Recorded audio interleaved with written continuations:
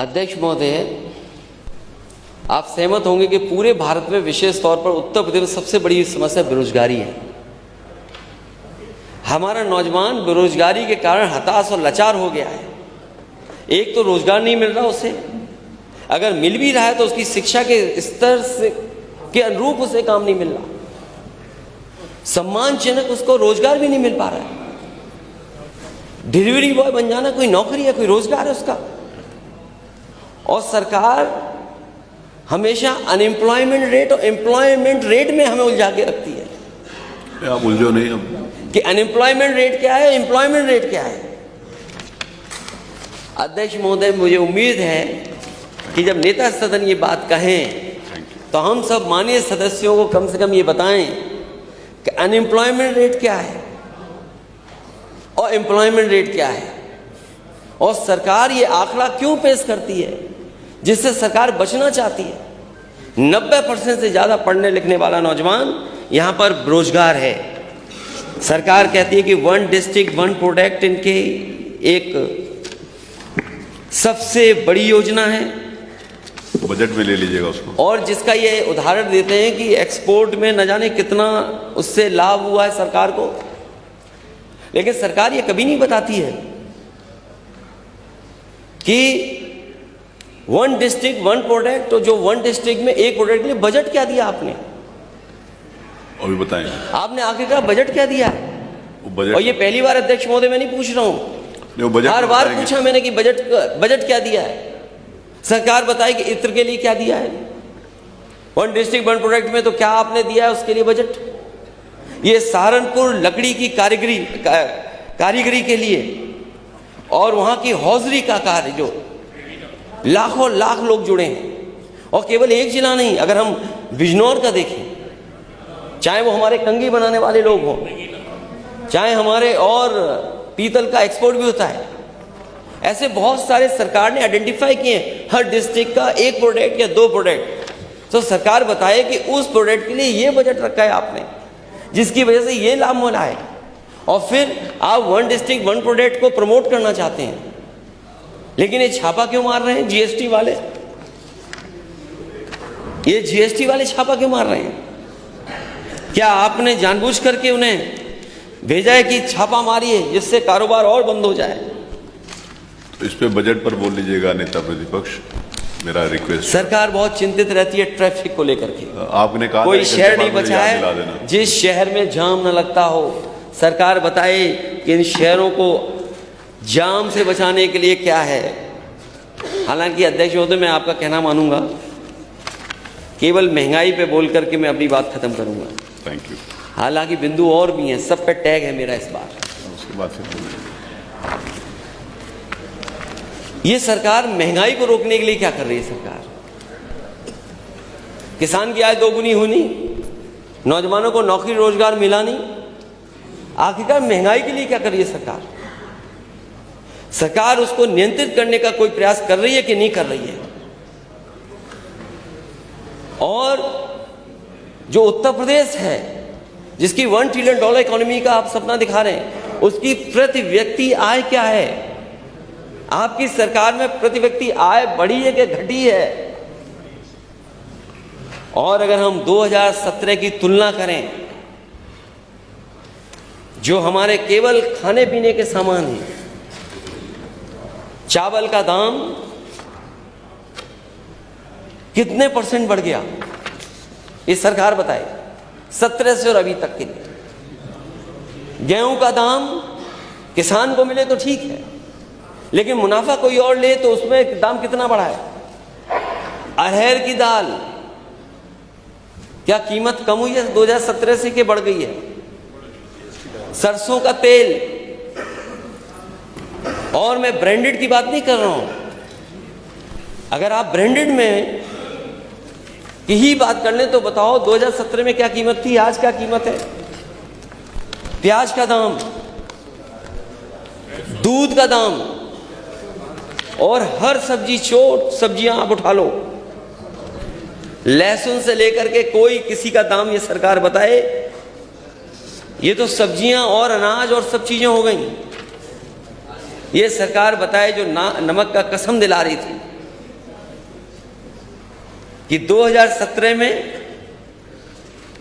नमक की कीमत क्या थी और आज दाम क्या है, ये सरकार बताएगी।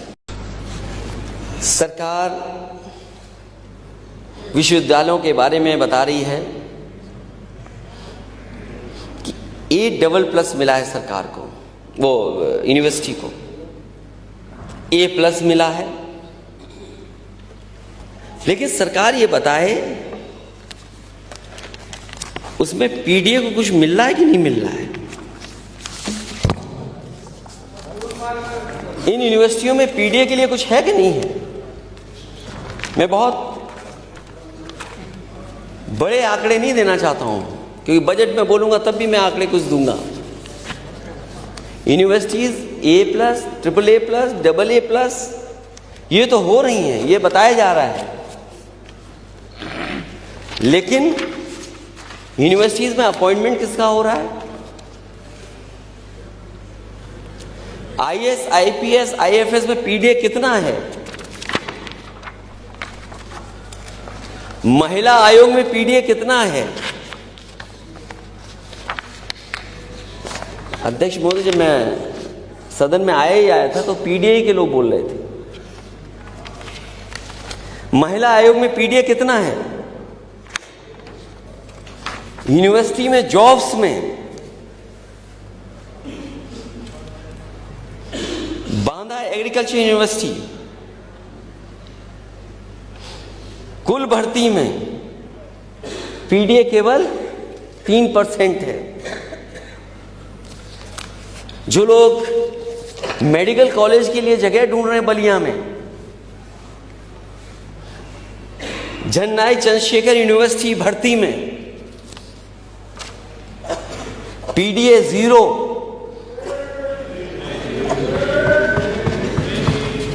पीडीए 0। और अगर मेडिकल कॉलेज बनाना है तो मैं समझता हूं पर्याप्त जगह होगी। किसी और की जगह पर क्यों जाना, जब आपके पास यूनिवर्सिटी में ही जगह है, पर्याप्त जगह है, तो मेडिकल कॉलेज अगर बनना है तो वहीं बनाएं आप। हिंदी न्यूज चैनल में PDA 3%। Hindi news channel editors और अन्य स्थानों पे पीडीए कितना है? 3%। UP agriculture university vice chancellors, PDA कहां है उसमें?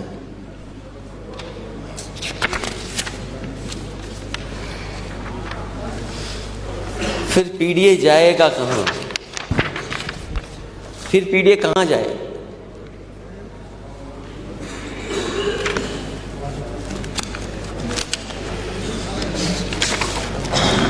पीडीए जाए कहां फिर?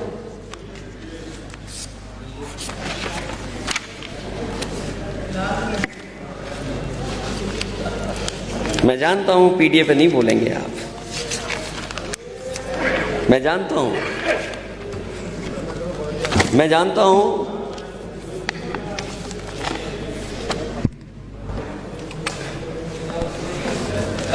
पीडीए पे नहीं बोलेगा कोई। Zero tolerance law and order पर। फिर महिलाओं के ऊपर सबसे ज्यादा अपराध क्यों? सबसे ज्यादा घटनाएं उनके ऊपर क्यों? देश में सबसे ऊपर उत्तर प्रदेश क्यों? योगी, आप कहते हैं कि महिलाओं बहन बेटियों के साथ उनके राज में छेड़खानी रेप नहीं होता, दुष्कर्मी अगले चौराहे पर मार गिराए जाते हैं। बीएचयू में एक बहन के साथ क्या हुआ, कोई आज के समय पे कल्पना नहीं कर सकता। एक बेटी और बहन के साथ क्या हुआ। जो लोग पकड़े गए हैं वो तीनों के तीनों भारतीय जनता पार्टी के आईटी सेल के मेंबर हैं। वो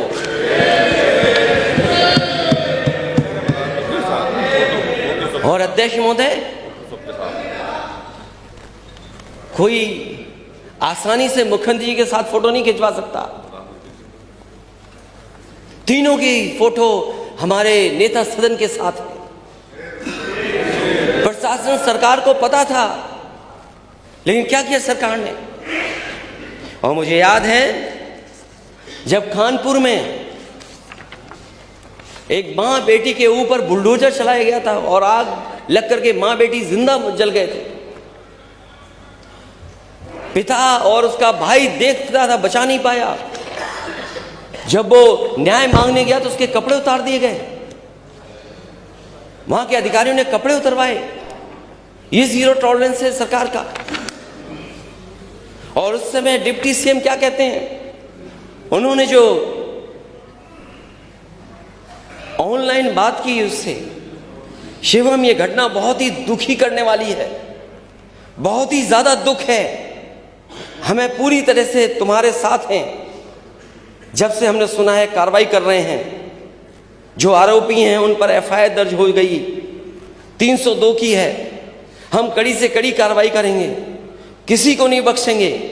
तुम हमारे परिवार के सदस्य हो, हम तुम्हारे साथ हैं, पूरी सरकार तुम्हारे साथ है। जो तुम्हारी मांगे हैं उन पर गंभीरता पूर्वक काम करेंगे। सरकार कह रही कि 1,80,000 से अधिक जनसेवा केंद्र राज्य में संचालित हैं।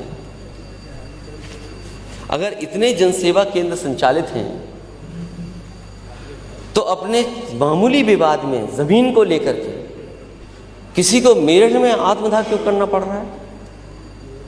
बाराबंकी में तहसील के ऑफिस में क्यों आत्मदाह करना पड़ रहा है? अगर इतने केंद्र खुले हैं, 1,80,000 जनसेवा केंद्र, तो मेरठ में आत्मदाह कर लिया, किसान को अपने आत्मदाह करना पड़ा जमीन को लेकर के। और सच्चाई यह है अध्यक्ष महोदय, जो जीरो टॉलरेंस करप्शन के लिए कह रहे थे, इनका जीरो टॉलरेंस जीरो हो गया। किसी भी माननीय सदस्य से पूछ लीजिए आप, तहसील और थाने में क्या हो रहा है।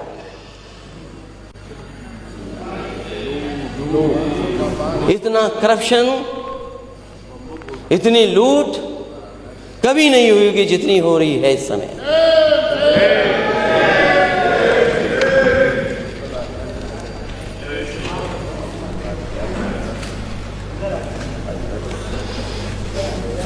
सरकार कह रही सोलर को लेकर के बहुत काम करना चाहती है।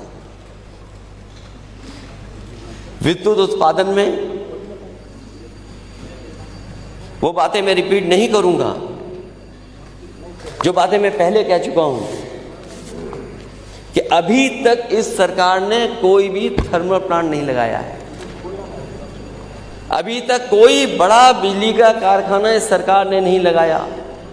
और जो पुरानी सरकार में लगे भी हुए थे, जो लग रहे थे, उनको भी सरकार ने नहीं पूरा कर पाए। और जो बिजली आ भी रही है, जो आप आंकड़े में दिखाते हैं,